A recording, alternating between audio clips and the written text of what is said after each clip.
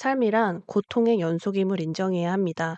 이것을 인정하고 그 안에서 진짜 행복을 찾을 때 우리는 정말 성공적인 인생을 살아가게 될 것입니다. 안녕하세요. 비긴엔드입니다. 우리는 살면서 참 많은 일을 겪습니다. 간절히 원하던 것을 성취하기도 하고 어느 땐 죽을 만큼의 힘겨움을 겪기도 합니다. 비율로 따지면 기쁘고 행복한 순간보다 힘들고 괴로운 일을 더 많이 겪는 것 같습니다. 우리나라는 OECD 국가에서 자살률이 가장 높다고 합니다. 취직이 안 되고 내 집 마련은 입에 올리기도 벅차며 그러니 결혼하는 게 어렵고 여기서 아이를 낳는 건 더더욱 힘든 현실입니다. 일본의 나카시마 미카라는 가수의 38번째 싱글 앨범에는 내가 죽으려고 생각한 것은 이라는 제목의 노래가 있습니다. 가사의 의미가 와닿아서 듣게 되었는데요. 우리나라에서는 B2B의 이창섭이라는 가수가 커버를 해서 한번 들어보시면 좋을 것 같아 영상 링크를 설명란에 올려놓았습니다. 노래 가사 중에 일부분을 나눠보자면 내가 죽으려고 생각한 것은 마음이 텅 비어버렸기 때문이야. 채워지지 않는다며 울고 있는 것은 분명 채워지고 싶다고 바라기 때문이야. 죽을 생각만 생각하고 있는 것은 분명 살아가는 것에 너무 진지하기 때문이야. 죽음이라는 단어를 떠올렸다는 건 그만큼 살고 싶다는 깊은 아우성이 아닌가 생각해 보게 됩니다.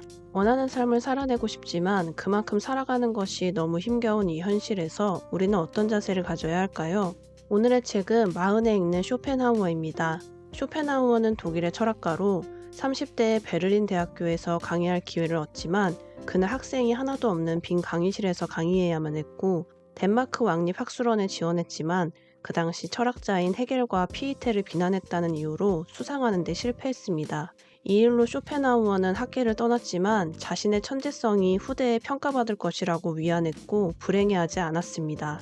결국 40대 중반에 행복하게 살기 위한 지혜를 정리한 수필집 소품과 부록이 세계적으로 인정받기 시작했고 60대에는 본 대학교를 포함해 세계의 여러 대학에서 그의 철학을 주제로 강의가 열릴 만큼 명성을 떨쳤습니다. 쇼펜하우어는 고통의 시간을 견딘 이후 눈을 감을 때까지 행복한 시간을 보냈습니다.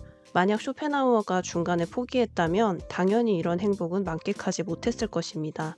쇼펜하우어가 앞으로 누릴 행복을 전혀 예감하지 못했듯이 우리도 미래를 속단하고 포기해서는 안 됩니다. 쇼펜하우어는 가짜 행복이 아닌 진짜 행복을 쫓는 고통을 겪어야 한다고 말합니다. 그렇다면 어떻게 해야 지금의 고통을 견딜 수 있는지 그리고 그 뒤에 있을 성공적인 인생을 마음껏 누릴 수 있는지 두 가지로 간단히 알아보겠습니다.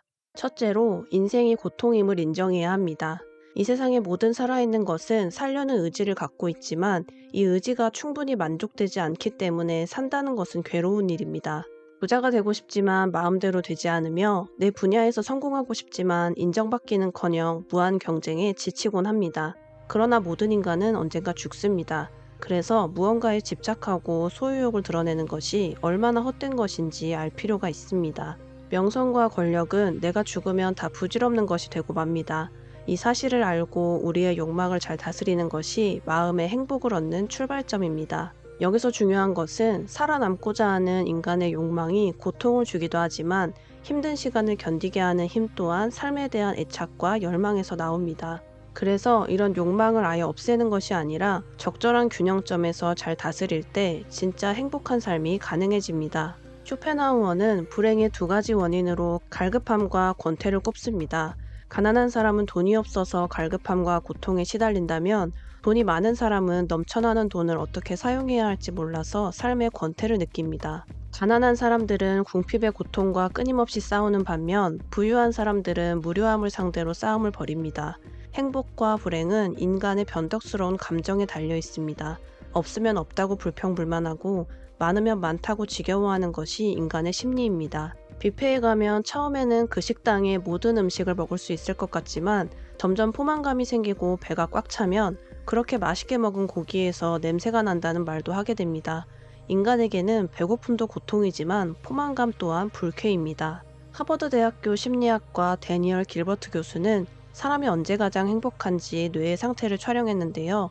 열심히 일하거나 운동을 하는 등 뇌가 집중할 때 행복하다고 느끼는 반면 아무것도 하지 않고 있을 때 불행하게 느낀다고 발표했습니다. 사람은 꿈을 이루고 성공하고 싶어 합니다. 그런데 역설적으로 꿈을 이루고 성공할수록 권태에 빠져드는 것을 피할 수 없습니다. 크게 성공한 부자들 가운데 인생의 따분함을 견디지 못해 우울증에 걸리는 사람들이 많습니다. 한계 효용 체감의 법칙은 어떤 사람이 동일한 서비스를 소비함에 따라 느끼는 주관적인 만족도가 점차 감소한다는 의미입니다. 아무리 맛있는 음식도 계속 먹으면 질리는 것처럼 한계 효용은 반복할수록 점차 줄어듭니다. 따라서 돈이 행복의 조건이라고 해도 반드시 액수에 비례하여 행복이 증가하지는 않습니다. 일반인에게는 1,000만 원이나 1억 원이나 모두 큰 돈입니다. 하지만 아무리 돈을 써도 잔고의 앞자리가 바뀌지 않는 큰 부자들에게는 둘 다 비슷한 느낌의 액수입니다. 쇼펜하우어는 갈급함과 무료함은 한쪽이 멀어질수록 다른 쪽이 다가온다고 말했습니다. 욕구의 양극단은 불행입니다. 결핍과 과잉의 중간을 택해야 합니다. 현명한 사람은 행복과 불행의 원인을 바깥에서만 찾지 않고 자기 안에서 찾습니다. 내 생각이 지금 어디에 있는지, 내가 부족함에 너무 매몰되어 있지는 않은지, 또는 너무 많이 가지고 있어서 나태함에 빠져 있지는 않은지 돌아보고 자신의 관점을 바꿀 해결 방법을 찾습니다. 누구나 경제적인 자립을 원하며 성공과 행복을 꿈꿉니다. 가난이라는 고통을 벗어나기 위해 열심히 사는 것은 당연하고 인정해야 할 일입니다. 그러나 과잉 충족은 불행의 시작이 되기도 합니다. 너무 많은 것을 갖기 위해서 자신의 전부를 쏟아붓기 전에 욕망의 양극단에는 불행이 있다는 것을 알고 끊임없이 나를 점검하고 이 욕망을 잘 다스려야 합니다. 결핍에 대한 불평불만 대신 열정적으로 살아낼 의지와 희망을 품어야 하고, 과잉에 대한 무료함 대신 새로운 꿈을 꾸며 한 단계 더 성장해 나가는 도전이 필요합니다. 행복을 위해서는 인생이 고통임을 인정하고 물질적인 결핍을 경계하면서 권태와 따분함을 충분히 이겨낼 수 있는 지혜가 필요할 것입니다. 둘째로, 인정했다면 원하는 삶을 살아야 합니다. 우리는 다른 사람이 나를 어떻게 생각할까에 굉장히 많은 신경을 씁니다. 늘 타인에게 좋은 인상을 주려고 하고 눈치를 보며 좋은 평가를 얻으려고 노력합니다. 한국의 행복지수는 OECD 38개국 중 36위로 최하위권입니다. 빈부격차, 치열한 경쟁, 물질 만능주의, 외모 지상주의가 행복을 방해합니다. 무엇보다 가장 심각한 것은 살면서 하고 싶은 대로 할 수 있는 자유가 144위로 최하위라는 점입니다. 죽음을 앞둔 시한부 환자들에게 가장 후회되는 일을 꼽으라고 하면 한결같이 내가 원하는 삶을 살지 못한 것을 말합니다. 노년에 가장 후회되는 일도 과거에 내가 원했던 것을 남의 눈치를 보느라 제대로 하지 못한 것이라고 합니다. 주위의 눈치를 보며 남이 정한 기준에 따라 살아야 하는 삶은 답답할 수밖에 없습니다. 아리스토텔레스는 행복의 조건을 자족하는 것으로 정의했습니다. 친구든 애인이든 가족이든 나와 완전히 하나가 되는 일은 불가능합니다. 각자 취향이나 의견이 달라서 늘 불협화음과 갈등이 생기기 마련입니다. 그러나 오직 자기 자신과는 유일하게 완전히 하나가 될 수 있습니다. 마음의 평화와 행복은 오직 내 안에서 가능합니다. 언제 어디에서나 자기 자신만으로 충분해야 합니다. 이 세상에서 우리가 의지할 수 있는 것은 바로 나 자신이며, 나 자신을 전적으로 신뢰할 때 가장 행복할 수 있습니다. 사람이 꽃보다 아름다워라는 노래가 있습니다. 사람이 살아가는 삶의 색깔들이 꽃보다 더 다채로울 수 있다는 것은 그만큼 잠재적인 가능성이 무한하기 때문입니다. 내가 원하는 삶을 살아야 합니다. 남의 기대와 욕망에 맞춰 살아서는 안 됩니다. 스스로 원하고 나만이 할 수 있는 일, 나의 타고난 재능과 성격을 이해하고 키워가야 합니다. 우리는 코로나19 바이러스를 겪으며 거리두기를 단계적으로 겪었습니다. 바이러스를 조심하며 서로 거리를 유지했던 것처럼 인간관계에서도 서로 견딜 수 있는 적당한 간격이 필요한데, 이것이 바로 정중함과 예의입니다. 추운 날씨에 고슴도치들이 얼어 죽지 않으려고 서로 가까이 붙을 때 자신의 가시를 내려눕히고 상대의 고슴도치를 찌르지 않기 위해 조심히 행동하는 것처럼 말입니다. 가깝고 친하다고 해서 상대방에게 자신이 원하는 모습을 강제하고 상대방을 자신의 소유물로 여기는 행동을 멈춰야 합니다. 부모가 자식에게 본인이 이루지 못한 꿈을 대신 성취하도록 요구하거나 사랑하는 연인 사이에서 가스라이팅하는 이기적인 모습을 멈춰야 합니다. 공자가 말한 경의원지는 상대를 공경하되 거리를 두라는 뜻입니다. 세상에 대한 관점의 차이가 있다는 점을 인정하고 서로를 폭넓게 이해할 필요가 있습니다. 우리나라 교육의 목표는 개성의 실현보다는 시험에 합격하고 대학에 진학하는 데 추중되어 있어 많은 사람이 자신이 진정 원하는 것에 대한 인식과 관심이 부족했을 것입니다. 쇼펜하우어는 가치의 기준을 타인에게서 구하지 말고 자신에게서 구해야 한다고 역설합니다. 자신의 개성을 최대한 유리하게 이용하고 인격에 부합하는 일에 노력해야 합니다. 행복은 자신만의 탁월한 능력을 최대한 발휘하는 데 있습니다. 운동신경이 뛰어난 사람이 하루 종일 앉아 연구를 한다면 불행하다고 느낄 것이고, 지적 능력이 뛰어난 사람이 하루 종일 육체 노동을 해야 한다면 또한 불행하다고 느낄 것입니다. 행복은 각자의 능력과 개성에 따라 달라질 수밖에 없습니다. 내가 갖고 있는 장점과 내가 진정 원하는 것을 알아야만 자신만의 행복의 방향이 비로소 정해집니다. 행복이란 자신의 개성과 소질에 맞도록 노력함으로써 다다를 수 있는 만족감입니다. 이를 위해 나만이 할 수 있고 내가 즐거운 것을 찾아 성취하고 성공하는 행복한 삶을 살아야 할 것입니다. 한국인의 일생이 80년이라고 할 때 평생 웃는 시간은 고작 한 달밖에 되지 않는다고 합니다.